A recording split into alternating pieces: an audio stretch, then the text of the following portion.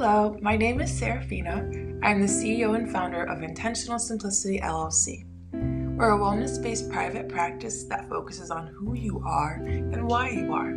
We incorporate wellness, mindfulness, creativity, and all things well into each of our episodes. So while you're here, you're going to learn a lot about who you are and also a little bit about me. When I began this journey in 2019, I was really interested in understanding what was happening to me. My world was spinning upside down. I was in relationships that were harmful, and I was learning all about my hypersensitivity. Come to find out, I was diagnosed with autism about 1.5 years ago.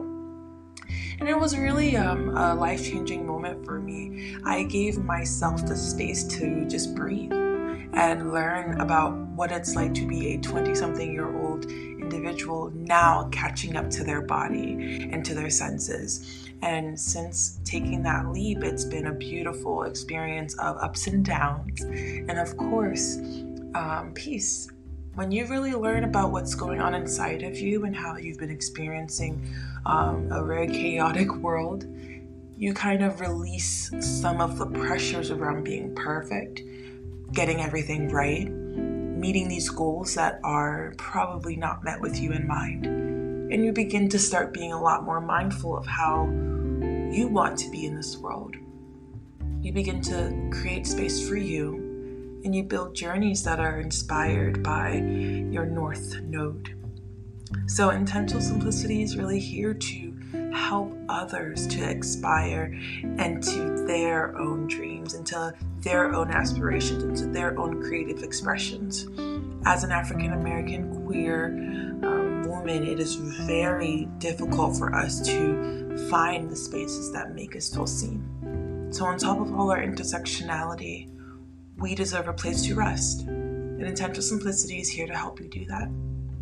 So each week we'll be trying to meet you where you are. We'll show up for you, we'll have conversations, and we'll be exploring the deeps of what your unconscious is asking for through a spiritual lens.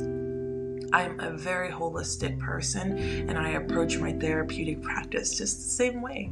And so I'm hoping that this conversation we get to build together helps us learn more about how to build a healing collective, specifically for BIPOC, LGBTQIA, and neurodiverse individuals just like me.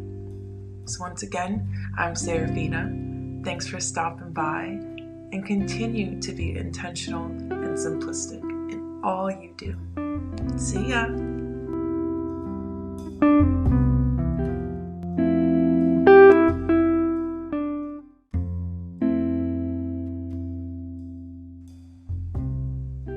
Hey guys, today I wanted to start off with an organic rainbow moment.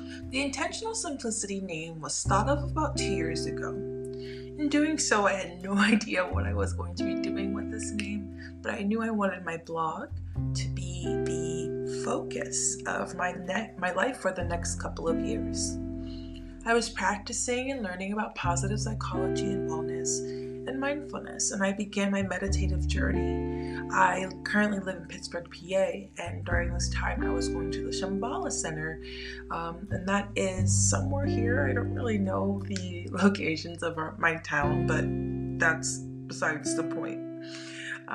I love this center mainly because the services were free and they asked to donate, and while you were there you could be involved in so many different types of meditations. Long story short, one time I went there and I was the only one that showed up, and I got the opportunity to do a one-on-one meditation with one of the leaders of the group, and it was amazing. Almost as if I was divinely sent there, and I decided that this meditation process was something I really wanted to incorporate into my daily practice, mainly to help me become a little bit more present with the things that were happening. So I will be honest with you, being present is super tough. One of my mentors encouraged me to start setting my intentions when I'm trying to do so. I was completely confused. So I thought, just because you set an intention doesn't mean you're necessarily going to get or do what you were planning. Guys, I was completely wrong. it's not necessarily about setting a goal. Rather, it's more about shifting your mind and setting your mind in a space to be ready to create. So when you set an intention, you connect with your internal decision making, which is amazing. You explore more about yourself and what you need in a present moment, and it really helps you stay attuned to right now rather than floating into your past or floating into your future. So the Intentional Simplicity name developed into my personal and my private practice mainly because it is a lifestyle. It helps me connect to my authenticity and really allows the organic process of being a human to become first in my life. And someone who is autistic has a lot of this connection with the sensories, and in doing so, our senses are the closest thing we have to feeling our body outside of ourselves.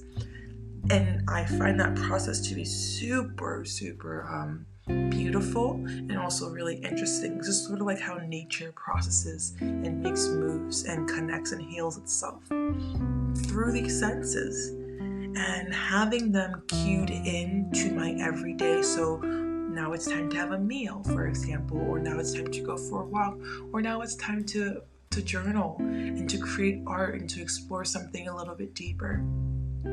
This intention setting has been a great way to create a routine that is challenging but also helpful.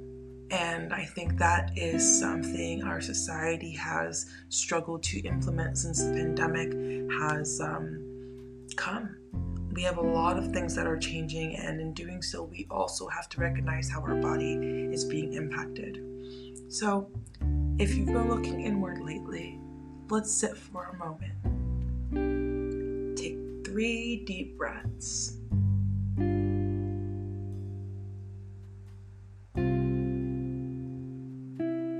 And while you're doing so, I want your first breath to be for you. What matters most to you today? Go ahead and exhale whenever you're ready. The second breath should focus on what you would like to let go of today.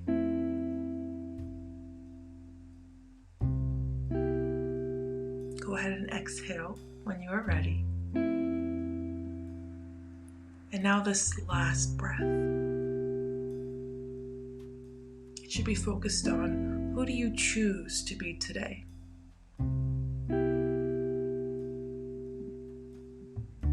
Now go ahead and take 3 deep breaths on your own and move in your purpose. This is the beginning of intention setting.